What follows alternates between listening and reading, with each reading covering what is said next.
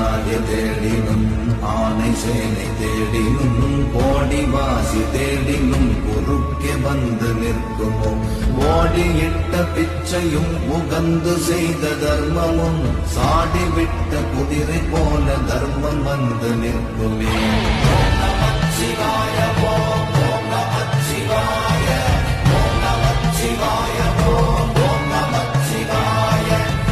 சிவனே என்றிரு மனமே என்றவர்கள் சித்தர்கள்.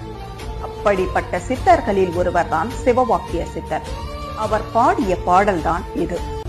ஆடு மாடுகள் என்றும் யானை சேனை என்றும் கோடிக்கணக்கான செல்வங்களை தேடி தேடி சேர்த்து வைத்தாலும் மரணம் வந்து யமன் நம்மை அழைத்துச் செல்லும் பொழுது இவை யாவும் குறுக்கே வந்து நின்று மரணத்தை தடுக்க முடியுமா? இல்லாதவர்களுக்கும் இயலாதவர்களுக்கும் நீங்கள் ஓடி ஓடி செய்த உதவிகளும் மனம் ஒன்று செய்த அன்னதானம் போன்ற தர்மங்களும் ஆபத்து காலங்களில் சாட்டையால் அடித்த குதிரை போல் விரைவாக வந்து தலை காத்து நிற்கும். தர்மம் தலை காக்கும் என்பதனை உணர்ந்து உங்கள் பிறவியை ஈடேற்ற தர்ம காரியங்களில் ஈடுபடுங்கள் என்று சிவவாக்கிய சித்தர் கூறுகின்றார்.